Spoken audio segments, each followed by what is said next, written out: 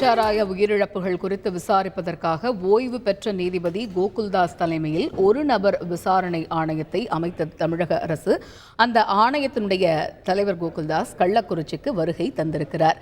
இனி அடுத்து என்ன, இன்று எந்தெந்த இடங்களுக்கு சென்று பார்வையிட இருக்கிறார் உள்ளிட்ட பல்வேறு விவரங்களையும் கேட்டு பெற இருக்கிறோம் எமது செய்தியாளர் தேவநாதனிடம். தேவநாதன், வணக்கம்.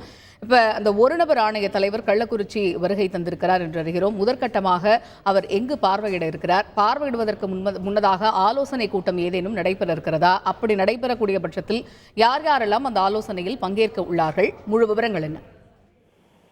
கள்ளக்குறிச்சி மாவட்டம் கருணாபுரம் பகுதியில் விற்கப்பட்ட விஷசாராயத்தை வாங்கி அருகே 49 பேர் இதுவரை உயிரிழந்திருக்கிறாங்க. 80க்கும் மேற்பட்டோர் மருத்துவமனையில சிகிச்சையில் இருக்கிறாங்க.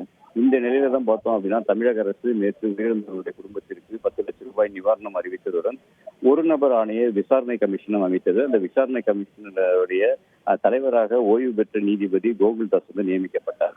இன்று காலை அந்த ஓய்வு பெற்ற நீதிபதி கோகுல்தாஸ் கள்ளக்குறிச்சியுடைய சுற்றுலா மலைக்கு வந்தார். அங்கு இந்த கள்ளக்குறிச்சி மாவட்ட ஆட்சியர் மற்றும் காவல்துறை கண்காணிப்பாளருடன் இங்கு என்ன நடந்தது என்பது குறித்து அவர் விசாரணையை மேற்கொண்டார். அவர்கள் இந்த சம்பவம் துவங்கியது முதல் நேற்று வரை என்ன நடந்தது என்பது குறித்து அவரிடம் தெரிவித்தனர். அதன் பிறகு தற்போது இந்த கள்ளக்குறிச்சி மாவட்ட ஆட்சியர் அலுவலகத்தில் துறை அதிகாரிகளுடன் ஒரு ஆலோசனை கூட்டம் நடைபெறுகிறது. இந்த ஆலோசனை கூட்டத்தில் அவர் கோகுல்தாஸ் கலந்து கொண்டு எந்தெந்த துறையினர் எந்தெந்த நடவடிக்கைகள் இதுவரை எடுத்துள்ளார்கள் என்பது குறித்து விரிவாக விசாரணையை மேற்கொண்டு கொண்டிருக்கிறார். இதன் பிறகு கள்ளக்குறிச்சி மருத்துவக் கல்லூரி மருத்துவமனைக்கு செல்லும் அவர் அங்கு விஷசாராயம் அருந்தி மருத்துவமனையில் அனுமதிக்கப்பட்டுள்ளவர்கள் மற்றும் அவர்களது குடும்பத்தினரிடம் விசாரணை மேற்கொள்ள இருக்கிறார். அதன் பிறகு சம்பவம் நடைபெற்ற கருணாபுரம் பகுதிக்கு செல்கிறார். அங்கு உயிரிழந்த அனைத்து குடும்பத்தினர் வீடுகளுக்கும் நேரடியாக சென்று அவர்களிடம் விசாரணை மேற்கொள்ள இருக்கிறார்.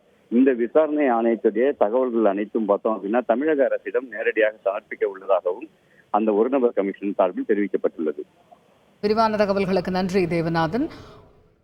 தமிழக அரசு அமைத்துள்ள ஒரு நபர் ஆணைய தலைவர் கள்ளக்குறிச்சி வருகை தந்திருக்கிறார் என்று அடுத்தடுத்ததாக அவர் ஆலோசனையில் ஈடுபட இருக்கிறார். இதனிடையே பார்வையிடவும் இருக்கிறார் பல்வேறு பகுதிகளுக்கு. அது தொடர்பான முக்கிய செய்தியை பார்த்தோம். செய்திகளை உடனுக்குடன் தெரிந்து கொள்ள உடனே சப்ஸ்கிரைப் பண்ணுங்க.